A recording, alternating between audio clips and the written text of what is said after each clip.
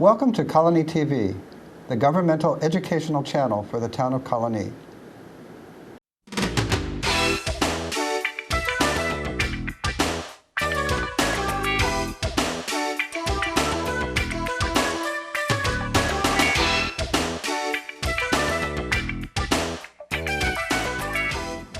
Hello and welcome to The Money Factor. I'm Richard Naylor, your host. Today's show is about business etiquette and dressing for success. It's going to include also interviews as well as the day-to-day.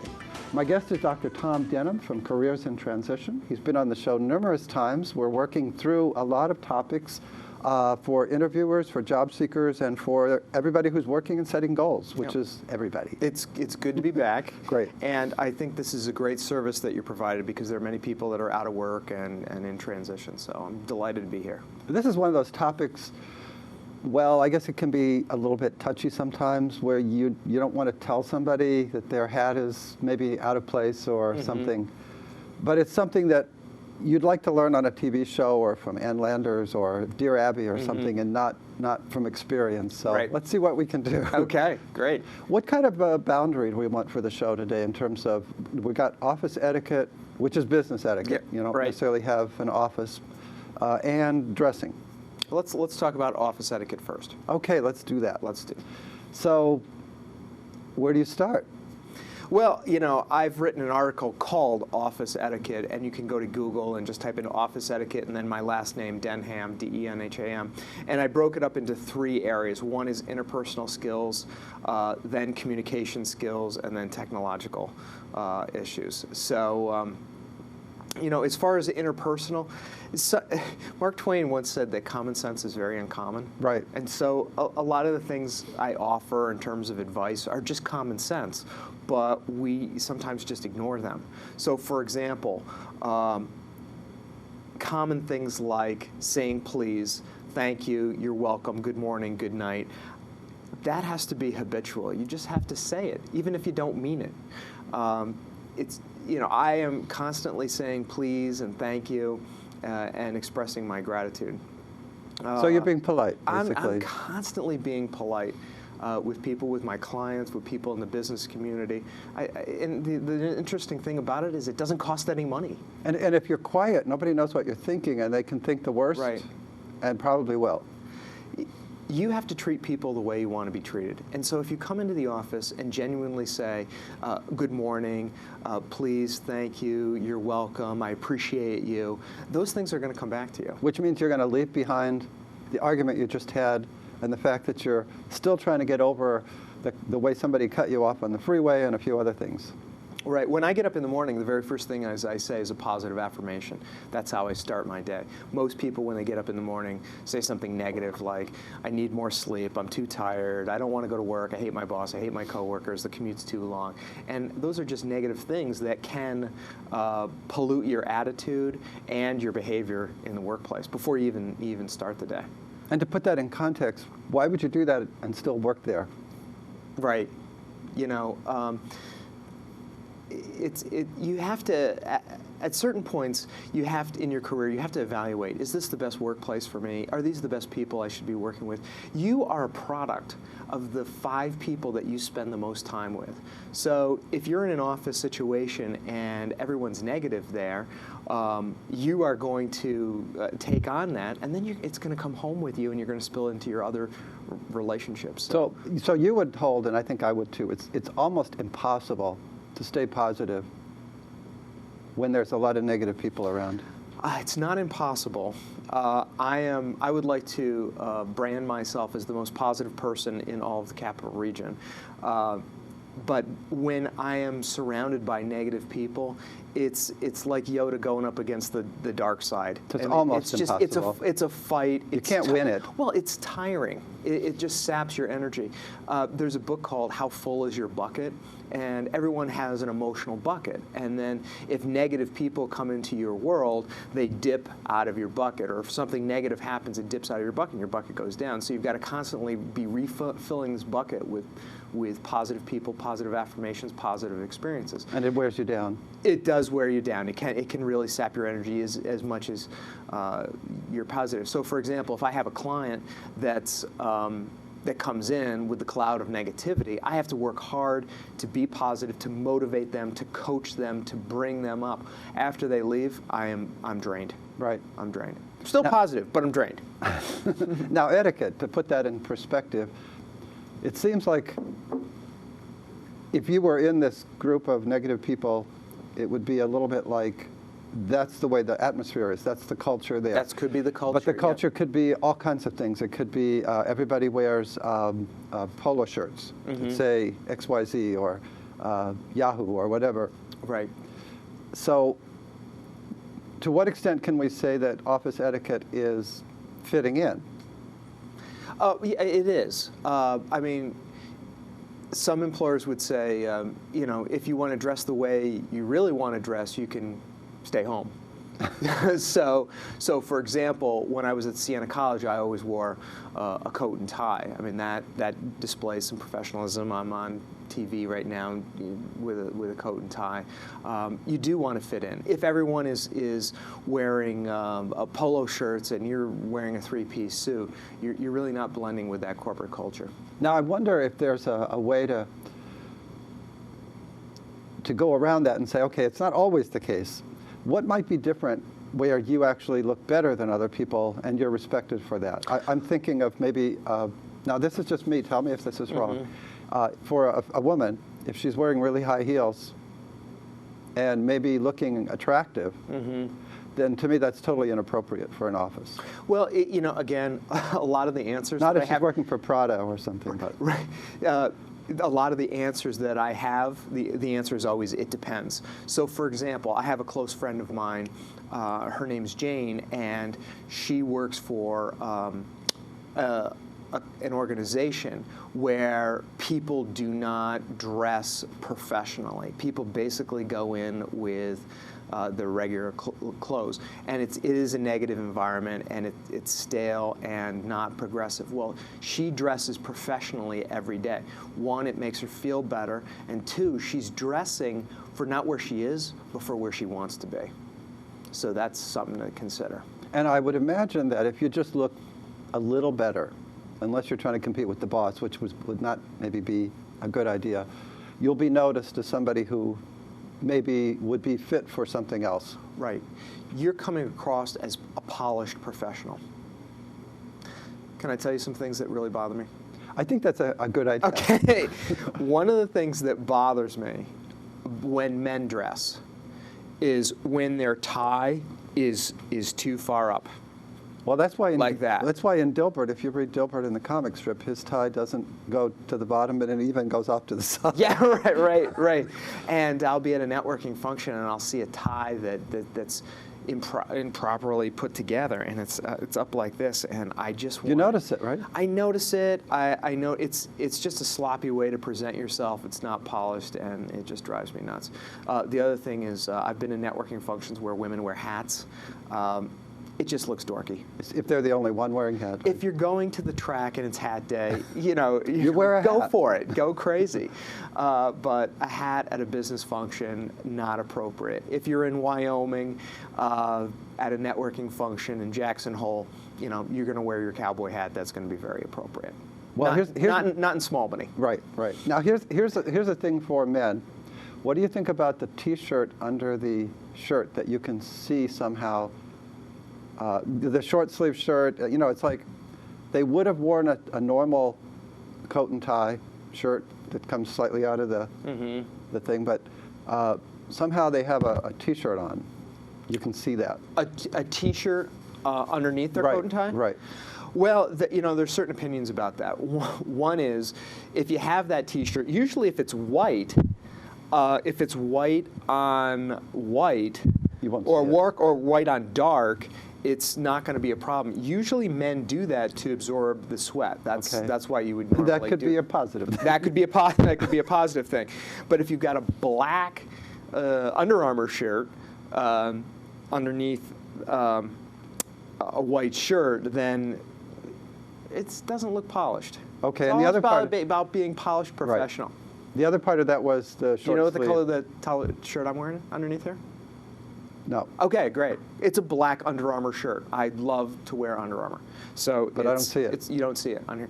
Now, I did a keynote address at a conference yesterday, and all I wore was the Under Armour shirt, the black shirt, with black pants and black shoes, and this dark jacket, and that's the motivational speaking look. I can get Okay. away with that. Well, Jobs dressed Right, that way. right. It's Steve Jobs, Steve yeah. Jobs, exactly. Like you are head of Apple or you are If head he of looked Facebook, like he you was can wear head of whatever you IBM, want. that would Yeah, not have probably fit. not. No, that was the enemy. So look otherwise. Anything else that bothers you?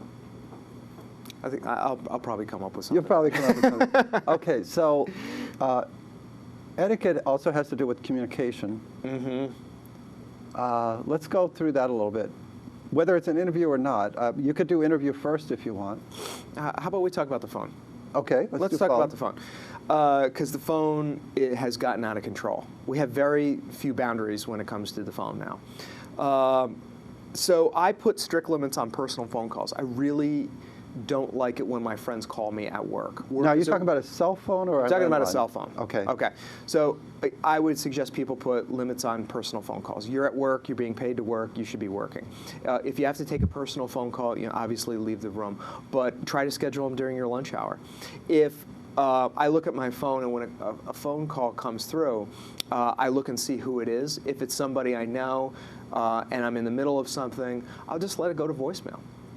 Most of the other calls that come in that I don't know, almost every single one of them, I let go to voicemail. And then what I do is I immediately pick it up and I see who it is. Is this an urgent call that I have to return? Is it an important call? Can it wait till the end of the day when I have more time to return my phone calls? Can it wait 24 hours? So I'm making a decision right then and there. When I talk to a client, I need 20 minutes on the phone with them to do an initial phone consultation assessment. So if I'm in the middle of something and I don't have that 20 minutes, I'm not giving them my full attention. Oftentimes, when I contact people, the very first thing I'll say, "Hi, this is Dr. Tom Denham with Careers in Transition. Did I catch you at a good time?" People are answering their phones when they're in their car, their kids' daycare center, when they're grocery shopping, when they're out at bars. And I always say, "Did I catch you at a good time?" And I think that's great, by the way. it's very important that you say that, because they may say something like, "Oh yeah, no problem, I'm driving right now." No, not a good time. Your career is important. I need your full and undivided attention because it's that important. So I'll say, "Why don't I call you at another time?" I had one person I contacted. I said, "Is this a good time?" He said, "Oh yeah, I'm just with my daughter at the dollar store." We're going to talk about your career development At the dollar store? I mean, again, In front of the people are- world, probably. People, yeah, exactly. When you're doing that, he's multitasking. He's not really listening to me fully. So let it go to voicemail. One reason I really like that is because, just personally, people will come in and they'll say, "Are you busy?" Well, obviously I understand what they mean. Is this a good time, basically? Right, that's exactly. Not are you just sitting there not doing anything, which is never the Right. case. Yeah, they could say, "There's something important I want to talk to you about. Is now a good time?" Right. Or can we schedule a time later? And I think that's another good possibility. If my day is so busy, actually, let me back up and say, my personal feeling is you should return phone calls either that day or within one business day. That's my policy. If you call me on the phone, it'll say on there, "Please leave a message," and then I tell you when I'm going to get back to you so you can anticipate that. So you should answer it within one day or within one business day. If at the end of the day I'm making these phone calls, I've been so busy back to back with clients, I'll say, "Mary, thank you for calling me. I'm just closing up the office right now. I want to give you my full and undivided attention. I'm wondering if we can set up a 20-minute phone consultation for tomorrow or sometime this week." So you're negotiating. Exactly, and I'm acknowledging that I'm getting back to you in a timely manner. Your call is important to me, and I want to give you my full and undivided attention, and I want to give you a certain amount of time for that. Because I think 99% of the people, they're more than happy with that. Maybe it's a good idea to say, okay, how might that person feel, the person who's called, left a message, how might they feel if you don't return their call within 2 days? Right. Right. Well, for me, running a business, it's not responsive, and you're not making them a priority. If I call them that day and I still say your call is important to me, I'm closing the office, but let me give you some time tomorrow, it's acknowledging that you really are important to me. But again, I want to give you my undivided attention when it's best for both of us. Most of the time, people are very happy with that. They're happy that you got back to them so timely, and I get that compliment all the time. Wow, I wasn't expecting your call so quickly. What about the my pet peeve? Now, this is from somebody who's getting a call as a buyer, potential buyer, and I'm getting a call from a company, and they always start with, "How are you?" And you know the typical thing is, "I'm fine." Yes. But then. That's fine, but then how's the weather up there?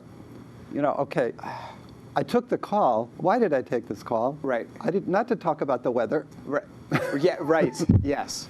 What you know? How do you? What's a good way to make a call? Make a cold call or whatever call, and be respectful and have a successful transaction, or at least give yourself a chance.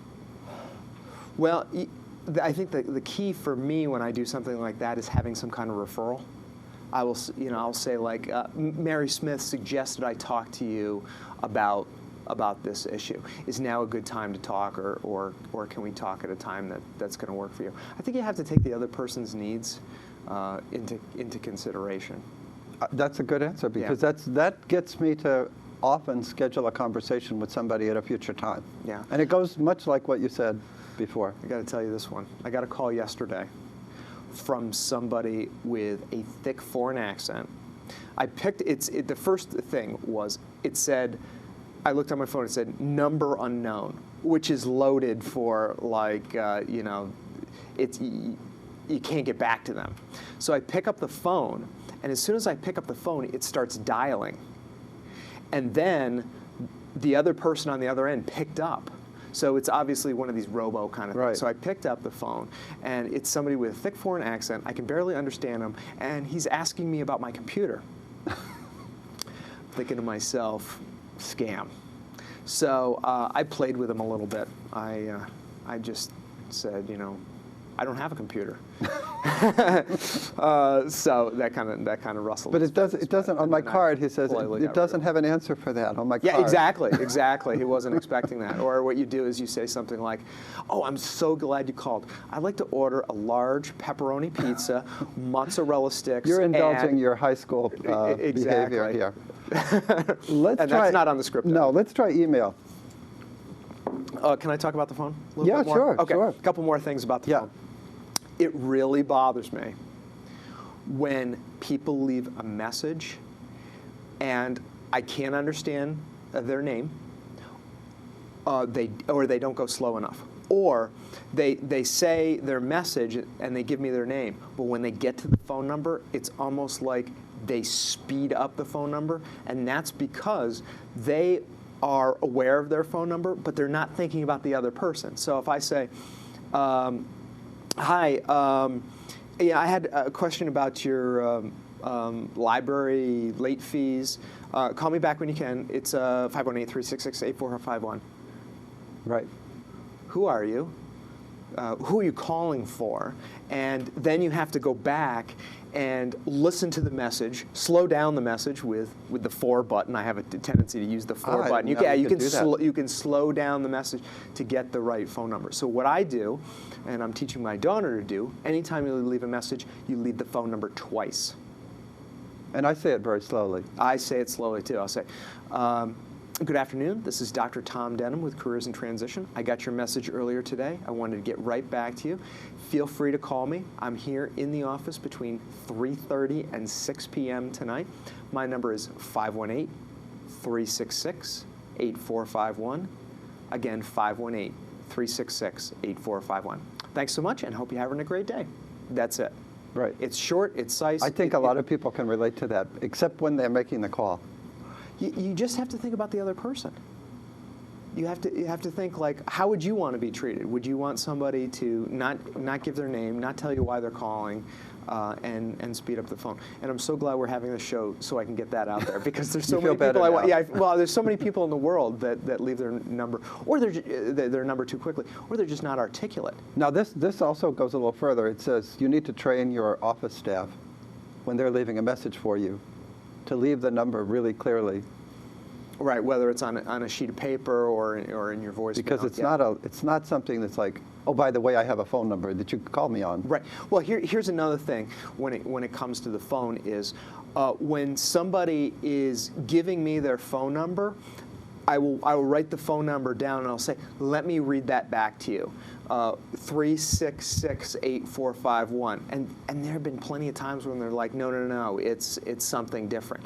The same thing with email, because you could have James Denham 823694@gmail.com, and so an email is like a phone number. If you're off by one character, it doesn't work. No. You know, my mother used to say, "Well, it's kind of close. You know, why won't it work?" But that doesn't mean it's your neighbor either. So I will always go through each letter to make sure I have the email. And there have been plenty of times where I've misspelled something. So. Okay, so. What else on the phone? Am I Well, done with the phone? Oh, let's see. Gosh. How are you doing that's on the it. phone? I'm done with the phone. Well, the email. You want to talk about email? Yeah, because a lot of people write really sloppy emails and they make mistakes, and I find that to be probably not a good idea. You have to think about the other person. So, for example, in my business in career counseling, people will send me an email. They'll hear me on television, radio, or on the Times Union or something like that. They'll find out about me, and they'll email me. And so sometimes they will just email me and they'll say, "What are your rates?" No name, no first name, no last name, no phone number. I don't know if this person needs their tire changed or they need a new transmission. My rates depend on how much work you need. I mean, if you want to come in and have a resume critique, that's a single session. If you want to make a career transition, that's going to be 3 appointments. What I do is I have a pre-formatted email that says, "Thank you for reaching out to me. I'm tied up right now. I'd like to call you this afternoon between 3:30 and 6 to do a 20-minute phone consultation where I can inventory where you're at, and then I can tell you my summary of my services. If you leave your number, I will initiate the phone call." Now, that's a nice tie-in between the two media. You use Yes. email to connect, but you're not going to have a fast back and forth No. with email, and you can't really go in depth. You can't hear the voice. So make Right. an appointment for the phone. Right. So I'm taking it to the next level. So I send this email, and 9 times out of 10 they say, "Oh, that'd be great. I'm free between 3:30 and 6. Here's the phone number." Again, they don't give me their name.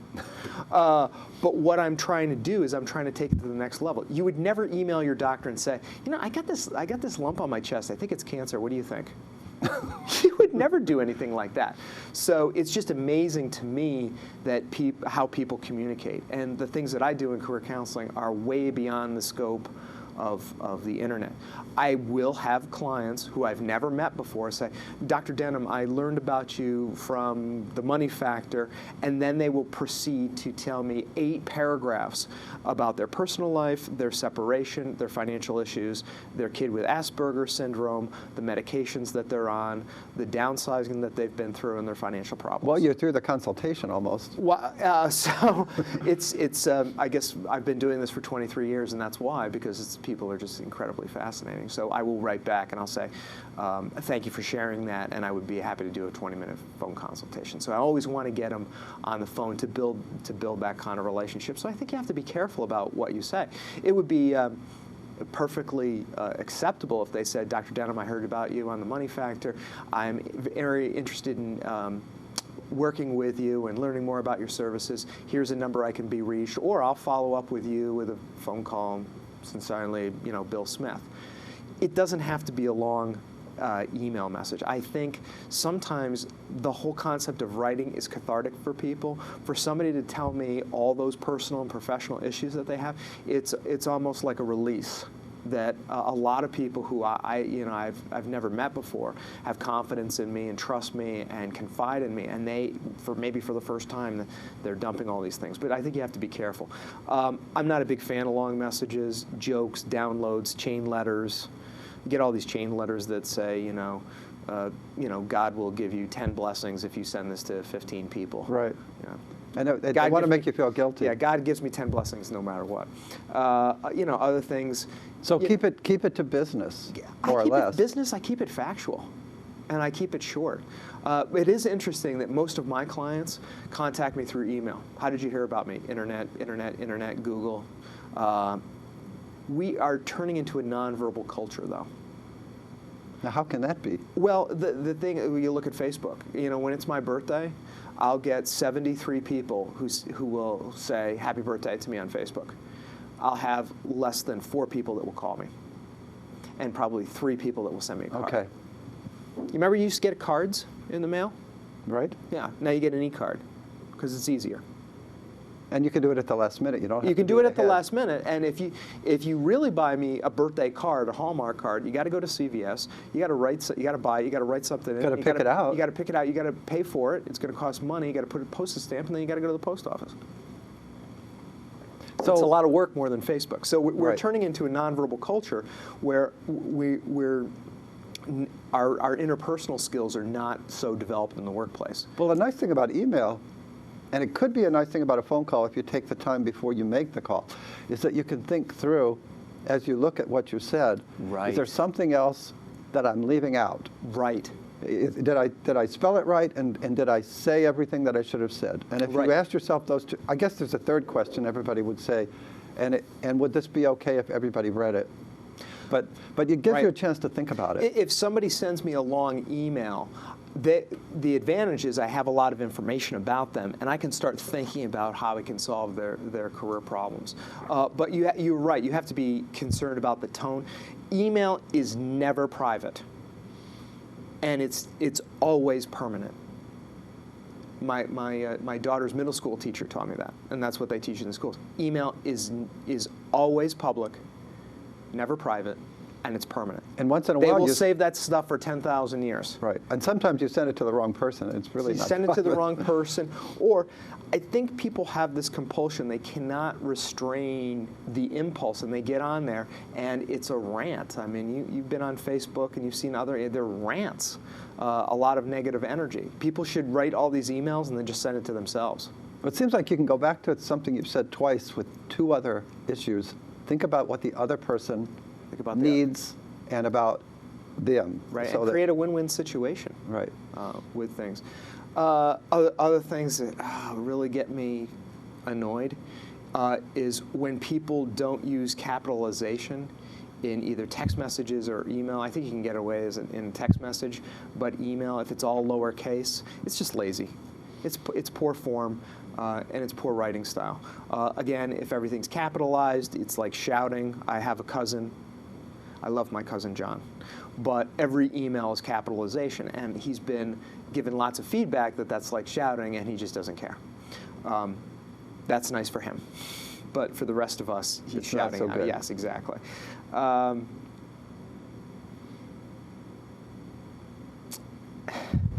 gave a presentation the other day, and people are on their phones. While you were talking. Yeah, they were texting. At the beginning of every presentation, I say, could you please take your cell phone and please put it on silent? And I do it in front of them. And most people do that, but people can't control this addiction. It's called the Blackberry Prayer. Well, no, maybe not a Blackberry, but it's like this. Smartphone now. Yeah, smartphone prayer. It's like they got their head down Right. underneath the decks, and people simply cannot control the impulse to multitask. And so that's, I think, a big problem. I think it is also, it's impolite, for one thing. It's just rude.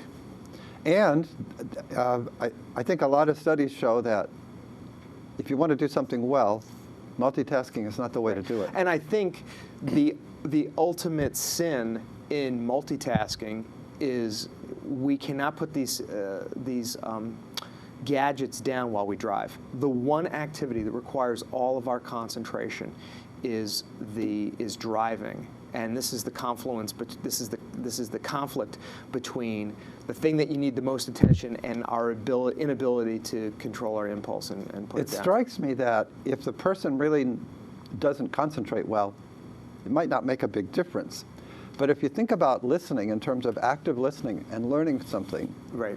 now, then you wouldn't even think of doing something with your cell phone. And probably if they were really engaged and they thought, oh, you know, what he said makes a lot of sense. Now I got to follow what he's still saying, and maybe I'll make a note so that I can ask a follow-up question. That's a better way to use multitasking. Did you say something about listening? Okay, I'm sorry. I didn't hear you. I was trying to. I didn't hear you. Well, there's hearing problems, too. I wrote a whole article on the neglected art of listening. I think listening in terms of office etiquette and as an interpersonal skill has gone out of style. And you can see this certainly on the internet, where we live in a culture where people just can't shut up. I mean, you get on Facebook and every single thought that comes into somebody's mind has to be shared. You know, somebody will say, I just got out of the shower and I didn't have any hot water. You know, just trivial stuff. You want to post pictures of your kids and your summer vacation. That has some meaning to me. But listening has gone out of style. We have a compulsion to just talk all the time. If you're a good listener in the office place, you'll win lots of friends and influence people. Is there any kind of a ratio? Obviously, if you just sit there and you never share anything, that's not good either. Well, you know, I went to my daughter's soccer game the other day, and I saw a woman who I don't really know, but my daughter's been playing soccer with her for a long time, and I just went up to her and I said, you know, hi, how are you doing? And she said, oh, not so good. And then she proceeded to tell me about her divorce, her separation, all her legal fees, her daughter's grades in school. There were so many negative issues. And I tried to get in a word here, but as soon as I said something, she was already thinking about what she wanted to say previously, or, I mean, she completely ignored anything I had to say. So as a good counselor, I just listened, and I validated her, and I stayed engaged in that kind of thing. This was an hour-long soccer game, of which she talked 57 minutes. And You regretted ever starting that one. I walked away, and I was completely wiped out. I don't think a lot of people realize how much they dominate the conversation. So when it comes to listening in the workplace, you really have to restrain your impulse. And what I find is that most people want to talk. So, for example, if I go to a networking function, I'll get a drink, and I'll register, I'll get a drink, and then I'll stand in the corner, and people think, you know, I have no friends or anything like that. Within 2 minutes, somebody comes over and they tell me their life story. Interesting. And it's in my, you know, as a part of my service to the world, that's my gift to them, because perhaps they didn't have anyone during that day, that week, listen to them, and, you know, they needed to unload something. Well, if we looked at it as far as what's going to benefit the other person or yourself, we don't learn a lot from talking. We learn from listening. Right. Teachers talk and listeners learn. That's right. So a balance would be, well, I'm going to think of myself first and listen to what you have to say. At least that might work in this world. This person at the soccer game completely dominated the conversation, and I don't think. And you didn't learn anything, though, really. Oh, I learned a whole lot because I was listening. Did you need to know that? Well, I didn't need to know. I was on a need-to-know basis. Well, what I learned, it was confirmation of what human behavior is like, and it's just very interesting that people will unload all kinds of personal and professional information completely unsolicited. So I also learned that this person's in trouble. And so the next time I see her at a game, I am going to ask her how she's doing, but I'm also going to have an exit strategy. Now that happens. That happened at a soccer game, right? Yeah, a soccer game. So you game. could say, well, what's that got to do with an office? But doesn't that happen in the office? It happens in the office. It's a transferable skill, too. So you know what you can do is you can compartmentalize these things. So, for example, if you're dealing with somebody on the phone. And I'll give you an example in my case. Sometimes I have clients that are compulsive talkers. They just simply cannot control and resist the need to talk.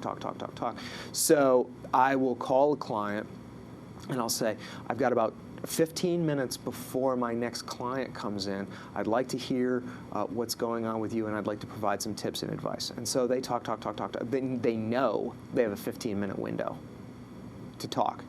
And I also have an excuse to cut them off. Otherwise, some clients could take up an entire hour on the phone with the complexity of the issues that they're dealing with. So now there's a balance here. let's say the conversation was all about the office, but there still should be a balance. There has to be a balance. There's another aspect of the whole thing is rumors, gossip, the kind of things you talk about in the office. What would you suggest as an etiquette? I don't think you want to say that I never want to hear that you just saw a movie that you thought was the best thing in the world, but most of the time, I'm here to work. Right. But it would be okay if somebody came in and said, "How was your weekend?" And you said, I went to see this particular movie and I recommend it. Just don't go on for an hour about it. Don't go on for an hour about it. That's fine. That's harmless. But when somebody comes in after and and starts telling all of their personal problems and their relationship with their spouse, and that can be problematic too. Or another employee in the organization. The question for me is, what is to be gained? What is to be gained? If you gossip about people, people will typically gossip about you. Nothing to be gained. And somebody who gossips, if they're going to, and is that because if they're willing to gossip with you, they're probably willing to gossip with someone else. Right. I mean, gossip is really, it goes to the core, meaning I have to make somebody else feel. You have to trade. I have to talk about other people in order and their faults or their shortcomings in order for myself to feel better. So it's like a refrain. You just keep going, a litany of. Yeah. I just I don't think it's just productive. Oh, obviously, yeah. And the other thing is I'm always positive, so I don't participate in that. I want to be seen and viewed as a positive person, so I would stay away from gossip. I don't know of anyone that says gossip is positive. Okay, introductions. We haven't done that, etiquette for introductions. Starts with a handshake. It starts with eye contact. What's a good way to? We say in interviewing that the interview is decided in the first 2 minutes.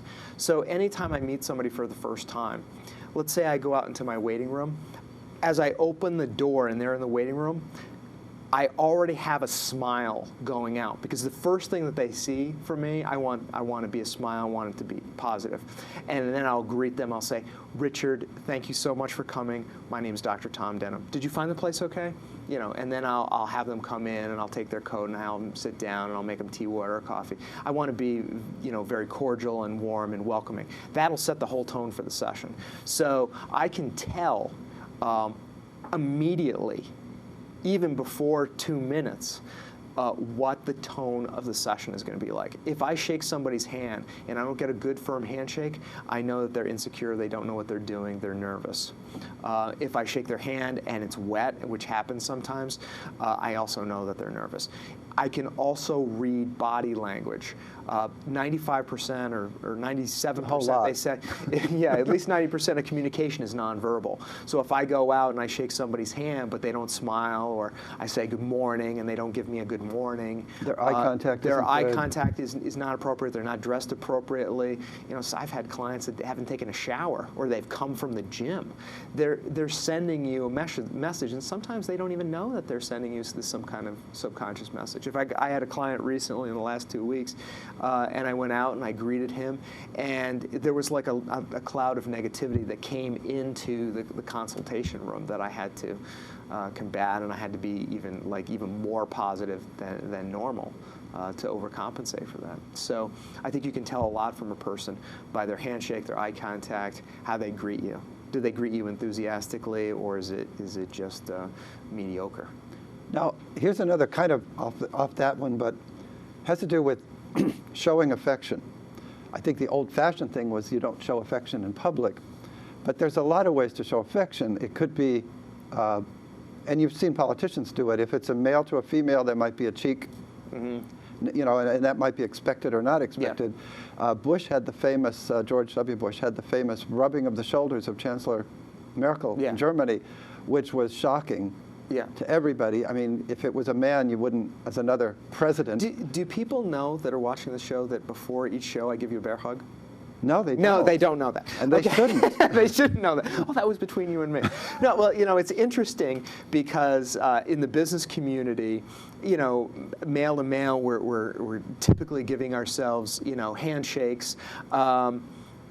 if there's a female that I know and I'm close with, yeah, I'm probably going to give her a hug. I see that a lot in business. That never bothers me. So it's a pretty lot. much acceptable. Yeah. I mean, people will give kisses on the cheeks and stuff like that. Now that's in a networking setting where everybody's equal. For the first time, if I go to a networking function for the first time, I'm coming up to somebody, I'm giving a handshake and a kiss on the cheek. That would probably not now. No. Yeah. No, that would be an impulsive thing that would not be good. And when you meet somebody for because you're not going to get it back either. And when you meet somebody for the first time, maybe a high five is not appropriate either. No, not appropriate. I don't think so. Now, if you translate that to an office, though, now you're getting into favoritism. Talk about managing that. You like him better than me. You're sending signals by the behavior that you exhibit in the workplace. So if you're coming in every day and you're hugging one employee and nobody else is getting a hug, then you're saying something. And you could be promoting cliques and groups. They like us better. We'll stick together. All kinds of things. I think you can win people over with a smile. That's what I like to do when I go out networking or anytime I'm in a business setting. I just smile all the time. It doesn't matter if I just got into an automobile accident or I'm on my last dime or my kid just failed out of 4th grade or whatever. None of that stuff is happening. Right. But I just always smile. You put out positive energy, you're going to get it back. People will ask me, we'll say hi, and they'll say, oh, hi, how are you? And my response will typically be, I'm living the American dream. And it's so positive, it's so upbeat, and so unusual because most people are back, oh, I'm fine, how are you? I'm fine. Right. It's kind of boring. So anytime I say something like that, immediately it puts a smile, and it's also sometimes like an icebreaker. Some people will say, well, what is the American dream? And I'll say, the American dream is what you say it is. Right. And so even from those kind of brief conversations, I put people's smiles on their face, and when you're doing that, you're creating positive energy, and you're getting back actually what you wanted in the first place. And that goes back to what you said before. It seems like there are 2 or 3 rules here, and it would cover just about everything. You don't want to stand out in a weird way in a group. You want to kind of fit in, which is the first thing we said. No hats. No hats if nobody's wearing a hat. No or hats. If you were living in the 19th century. I know this person that I go to a meeting with on a monthly basis, and he's got pins here. He's got like an American flag, an American Legion, an Irish flag, his church flag. It's like he's got a merit badge list here of flags. There's nothing particularly wrong about it. I mean, it's a free country. You can do whatever you want, but it's a little bit of overkill. Right. It's kind of like a car that has too many bumper stickers on it. And it's crying out to be talked about. It is, but it's rather ADD-ish. Because he's got so many, he's got this pin and this button and this button and this pin, and it's just like, why don't you start with a flag? Let's talk about that. I think that's acceptable. Or one is fine. That's done by a lot of people. Right, but 6? 6 is I haven't seen that. It's a bit much. So.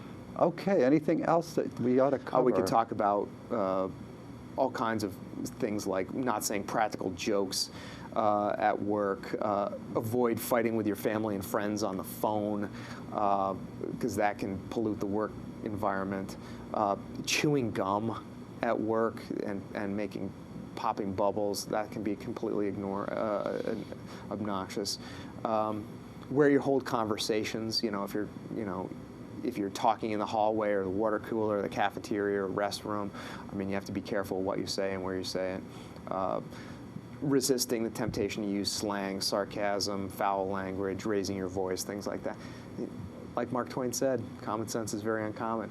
It's also very interesting when the Times Union has a job fair, they will post all the employers in the paper, but they will also have this little box that says what to do for the job fair. It'll say, wear professional dress, bring your resume, and it'll give all these little tips, which of course, common sense would dictate that you would bring your resume to a job fair, but it's amazing how many people just leave it at home. That is amazing. Yeah, and that's why we have shows like this, just to reinforce the obvious. Right, and of course, sometimes everybody does something probably. We could all be better. I was at a a function recently, and of course I shake hands with my right hand. Everybody does. But, Sure. but what I also did was I put my name tag on the left side instead of the right side. So that people could see it easy. So yeah, and so I learned, why am I doing that? Well, I know why I'm doing it, because my right hand wants to put it over here. Right, and it's right. a little easier. Right. But it's not a good idea. So everybody makes mistakes. That was not a deadly sin. A deadly sin is if you had left your business cards at home. Which I didn't do. Yes. And that's why you have business cards in your car. Well, how many people have you heard saying, I don't have my business card? I immediately, on the scorecard, it's a letter grade off. All the time it happens. Oh, I don't have a business card. Okay, so you're really not into marketing and selling. My your company won't brand. buy me a business card. You know, go to Vistaprint. It's $20, right? Sometimes they give you 100 for free. Right. Yeah. Well, this is good. I think It's a great show. It would be Again. good if we had a call-in session, because Oh, I'm sure yes. that people would have a lot of pet peeves Absolutely. and things like that. But I think we covered a lot of That stuff. would mean I would Let's- have to answer the phone, and I don't answer the phone. we would call them during back television. after the Yes, show, right. right? We'd let it go to Okay. voicemail. Okay, thank you. Thank you for having me again. And I want to thank you for watching. Hope you enjoyed the show, that you have a great week, and see you next time. Take care. Welcome to Colonie TV, the governmental educational channel for the town of Colonie.